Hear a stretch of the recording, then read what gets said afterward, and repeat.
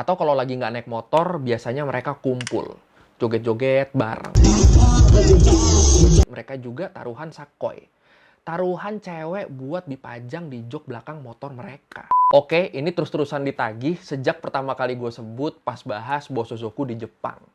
Iya, ternyata banyak yang penasaran sama geng motor jamet di Thailand. Ya udah, kalau gitu langsung aja kita bahas Daekwon dan Sakoi. Anak-anak motor yang jadi keresahan di Thailand. Di Learning by Googling. Sama kayak Bosozoku yang ada di Jepang, Daekwon sama Sakoi ini adalah salah satu subculture yang ada di Thailand. Kumpulan anak-anak muda, kumpulan remaja yang doyan ngerusuh, yang doyan kebut-kebutan di jalan. Jadi Daekwon ini anak-anak motornya yang suka kebut-kebutannya. Kalau Sakoi itu dia cheerleadernya. Sampai sini aja mulai kecium bau-bau rambut kelamaan kena matahari ya. Kalau dari sisi bahasa, Daekwon ini terdiri dari dua kata. Dek yang artinya anak-anak atau muda, sama won yang ini sebenarnya nggak ada artinya sih. Ini lebih ke kayak suara motor kalau lagi digeber kencang gitu. Wan, wan. Kalau di kita kan di Indonesia, kalau ngebut itu suaranya ngeng, ngeng gitu kan. Nah, kalau di Thailand suaranya wan, wan. Makanya dinamainlah mereka Daekwon. Anak-anak muda yang suka wan, wan. Anak-anak muda yang suka ngegeber motor di jalanan. เด็กแว้นหรือตัวขี่ที่ลงไปแว้นในสนามนั้นยังมีคำเรียกด้วยศัพท์อื่นๆอีกเช่นเด็กเรสหรือเด็กเทส Kalau Sakoi artinya kumpulan ABG perempuan berpenampilan khas yang biasanya duduk dibonceng sama Daekwon sambil meluk erat si Daekwon. Udah jadi sepaket gitu mereka. Yang satu kebut-kebutan bawa motor, yang satunya lagi duduk di belakang, dibonceng, buat nyemangatin Daekwon yang lagi bawa motor. Atau kalau lagi nggak naik motor, biasanya mereka kumpul, joget-joget bareng. Nah, sekarang kita bahas penampakan mereka dulu. Biasanya Daekwon sama Sakoi ini bisa kita kenali dari cara mereka berpakaian, dari cara mereka berpenampilan. Bisa dilihat dari baju, celana, potongan rambut, sampai tes musiknya mereka. Itu hampir-hampir mirip semuanya. Kita bahas yang Daekwon dulu kali ya. Ciri-ciri pertama itu udah paling jelas. Kumpulan remaja tanggung kurang kegiatan. Outfitnya, kalau dari bajunya sih nggak terlalu spesifik ya. Ada yang bajunya heboh, penuh sablonan band atau artis gitu, pokoknya kelihatan rame banget. Ada juga yang bajunya polos, celananya yang agak spesifik. Biasa mereka pakai skinny jeans, bisa panjang, bisa pendek. Dan kebanyakan dari mereka pakai sepatu KW. Sekalinya yang pakai original, itu biasanya mereka pakai sendal jepit modelan swallow gitu. Bentuk rambutnya juga macem-macem.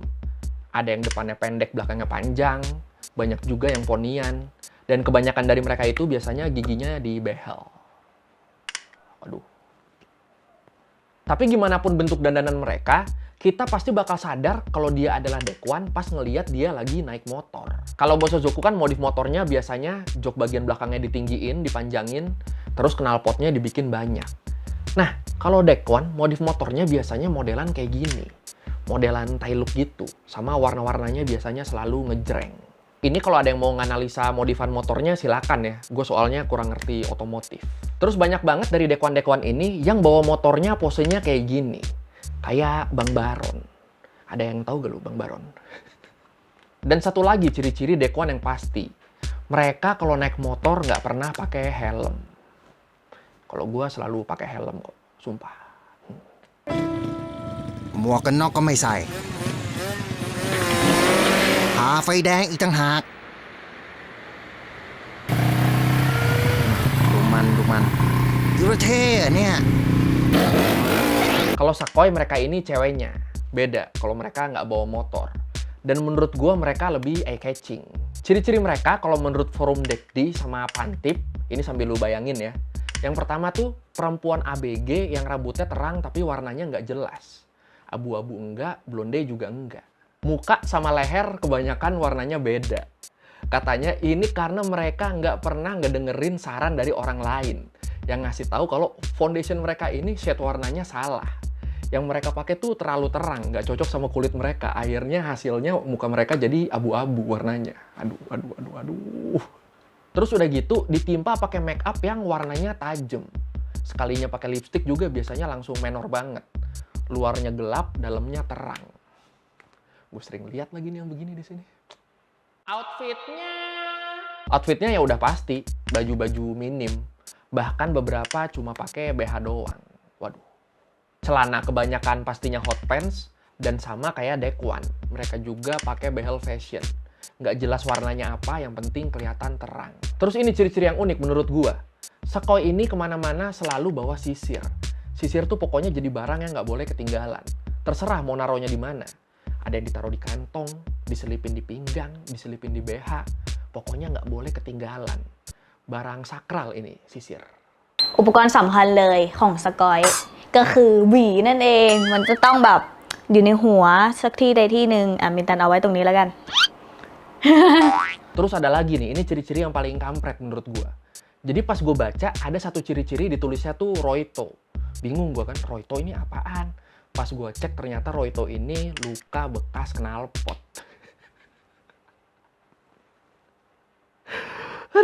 Jadi itu ciri-ciri sekoi level atas. Di kakinya ada bekas knalpotnya. Kalau lu sekoi, tapi di kaki lu belum ada bekas knalpot, berarti hitungannya lu masih sekoi magang. Terus di antara mereka juga punya bahasanya sendiri, semacam bahasa alaynya mereka gitu. Dan yang pasti, sekoi ini harus bisa joget.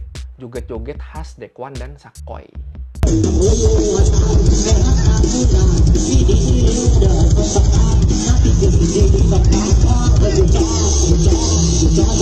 Nah yang kasihan, Sekoi ini sebenarnya fungsinya selain sebagai cheerleader, mereka juga dianggap sebagai aksesoris tambahan di motor. Iya, mereka dianggap barang. Jadi percuma motor lu mau modifnya sekeren apa, tapi kalau di jok belakangnya nggak ada Sekoi yang duduk, tetap berasa ada yang kurang. Sakit ya. Dan yang lebih jahat lagi, Daekwon tuh sering ngejadiin Sekoi sebagai bahan taruhan. Iya, jadi kalau mereka balapan, taruhannya tuh selain duit, mereka juga taruhan Sekoi. Taruhan cewek buat dipajang di jok belakang motor mereka. Sakit jir. Tapi Sekoinya juga kebanyakan ngerasa senang-senang aja sih. Soalnya dia ngerasanya makin banyak Daekwon yang taruhan buat memperebutkan dia, berarti makin oke juga diri dia. Begitu. Nggak ngerasa tuh kalau dia sebenarnya dianggap sebagai barang. Gimana kalau menurut lu? Lu kasihan sama Sekoi ini apa bodo amat? Silakan komen.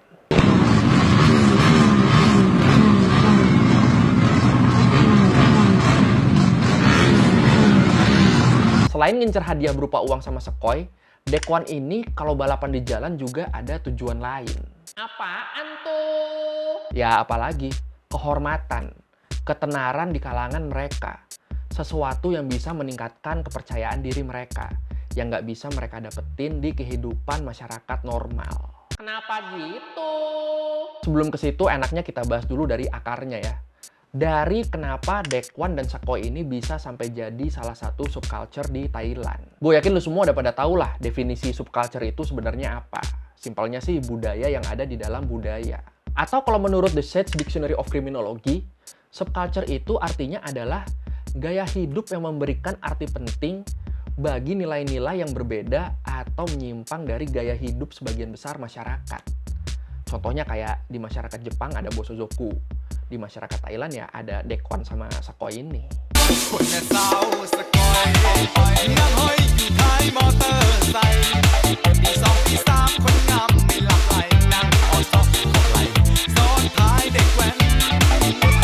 Daekwon dan Sekoi ini akhirnya dikategorikan sebagai subculture karena mereka udah jadi budaya khusus dari sekumpulan remaja yang ada di sana.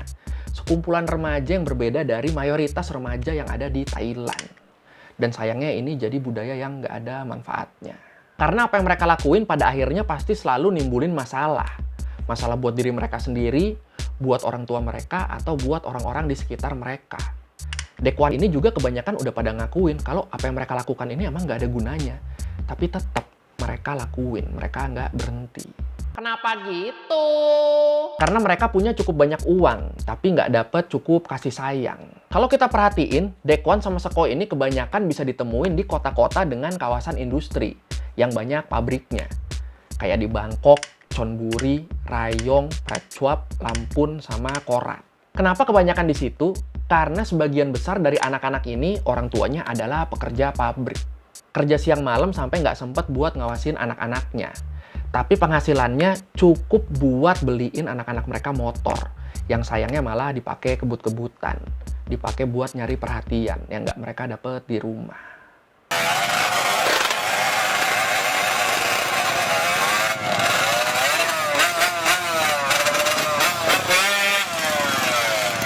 Karena kurangnya kontrol orang tua terhadap anak-anaknya ini juga, akhirnya anak-anak ini di sekolah jadi murid yang susah diatur. Nggak punya tanggung jawab, malas belajar, nilainya jelek terus, dimarahin guru terus, nggak bisa dinasehatin, sampai akhirnya mereka diasingkan sama teman-temannya. Atau ada juga yang mereka yang mengasingkan diri dari teman-temannya. Hal-hal inilah yang jadi penghambat mereka dalam belajar bersosialisasi.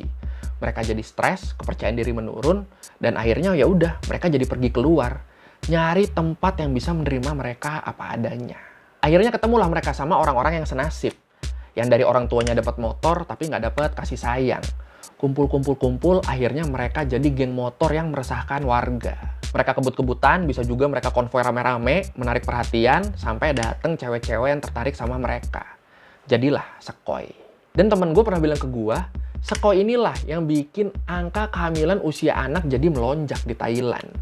Ya lu bayangin aja, umur masih 14-16 tahun, tapi udah keluar malam-malam, bergaul malam-malam sama cowok seumuran, balapan segala macam, nggak pulang-pulang, edukasi kurang, ya akhirnya mereka pada hamil. มีหนึ่งในนั้นเนี่ยเป็นสาววัยรุ่นอายุ 20 ปี สักเต็มแผ่นหลังและกำลังตั้งท้อง 8 เดือน ถูกจับกุมด้วยค่ะ เจ้าหน้าที่ก็เปรียบเทียบปรับก่อนจะปล่อยตัวเธอไปนะคะ Terus gimana tanggapan dan upaya orang Thailandnya sendiri buat ngurangin kegiatan para dekwan dan sakoi yang udah ngeganggu ini? Nah, sebenarnya upayanya udah cukup banyak sih, terutama dari kepolisian. Kalau menurut Sanuk, salah satu portal berita di Thailand, kepolisian tuh sebenarnya udah melakukan berbagai macam cara. Dari langsung turun sendiri, ngejar dan nangkap sendiri, sampai bikin semacam sayembara gitu. Jadi buat orang yang bisa ngedokumentasiin kegiatan dekwan sama sakoi, mereka tahu tempatnya di mana dan ada rekamannya, terus mereka ngelapor ke polisi lewat nomor telepon atau Facebook page, itu buat tiap laporannya mereka bakal dikasih hadiah sebanyak 3.000 baht. Ini kan lumayan ya, ngelapor doang. Gue kalau jadi orang sana kayaknya profesi gue adalah dekwan hunter.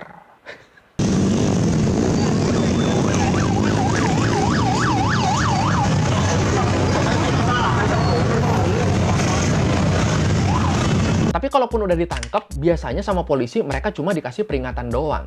Atau sekalinya dihukum cuma dikasih hukuman-hukuman fisik gitu. Kayak push up, sit up, dan lain-lain. Pokoknya hukuman-hukuman yang nggak serius lah. Kenapa gitu? Karena pihak polisi takut masa depan mereka bakal hancur kalau mereka sampai dihukum penjara atau sejenisnya. Ya mau gimana lagi? Soalnya biasa dekwan dan sakoi yang ketangkep ini kisaran umurnya antara 14 sampai 18 tahun. Kayak ini, ada satu video yang sempat viral di sana. Video sakoi yang ketahuan lagi nyuri di supermarket. Yang bikin viral karena pas ketahuan nyuri, anak ini bukannya minta maaf, tapi malah terus-terusan ngomong kasar ke orang-orang yang ngegepin dia. Padahal orang-orang ini kelihatan umurnya jauh di atas dia. Dan sama, biasanya abis ini dia cuma dikasih peringatan dan boleh pulang. Jadi gitu ya, siklus dekwan sama sakoi kalau ketangkep polisi. Dihukum bentar, terus langsung dipulangin sambil dikasih peringatan ke wali mereka. Makanya sebagian besar dari mereka nggak kapok dan pada balik balapan lagi. Ini abis ini gue ada video dekwan lagi dihukum sama polisi. Lu lihat hukumannya deh. Gue ngakak sih pertama kali lihat. นี่โอมเป็นทำเป็ดเลยนะฮะ โอ้โห คุณผู้ชมดูนะ กระโดดอย่างเงี้ยตอนตี 1 ตี 2 นี่ นี่ได้ผอมแน่กว่านี้ นี่ Tambahan dikit, di tahun 2018 juga sempat ada dekwan yang viral di Thailand. Namanya Beng. Dia ini konten kreator juga dengan nama Beng Like Tuan Noi. Beng si badan kecil. Nah suatu hari di tahun 2018 tadi, Beng ini ngupload foto lagi naik motor sama ceweknya, sama sakoinya. Langsung dibully dong foto ini. Banyak yang bilang dia mirip Smeagol di Lord of the Ring. Abis itu pun banyak orang-orang yang ngedit foto dia. Muka dia diganti muka Smeagol. Ya sebenarnya nggak perlu sampai segininya sih kalaupun emang lu benci sama dia. Dia kan cuma ngupload foto sama ceweknya doang. Nggak nyerang siapa-siapa. Oh, atau mungkin harga diri cowok-cowok yang nggak mampu kayak dia yang akhirnya ngerasa diserang. Makanya akhirnya pada ngebully. Semoga kita bukan bagian dari orang-orang seperti itu ya. Amin. มันหายไปไหนไอ้เหี้ยก็เราไม่รู้เหี้ยแหละปัญญาอ่อนแล้วพวกมึงไอ้เหี้ยมึงไปหามาเลยเหี้ยกูไม่อ่อนไม่ต้องตีนี่อะไรหรอกจ้ะ Oke, sekian learning by googling kali ini tentang dekwan dan sakoi, jamet motor khas Thailand. Gimana kalau menurut lu? Kalau menurut gue sih mirip-mirip sama jamet motor di sini ya. Cuma ya tetap ada khasnya mereka lah, kayak joget-jogetnya gitu dan lain-lainnya. Gimana kalau menurut lu? Sama aja atau beda? Atau lu mau spesifik ngasih tahu bedanya di mana? Silahkan komen. Kalau lu mau revisi kali gue udah salah, atau lu mau nanya, atau lu mau nambahin yang ada di video, bisa lu tulis di komen. Kita diskusi kayak biasa. Sekali lagi thank you udah nonton. Jangan lupa like, comment, subscribe. Bye.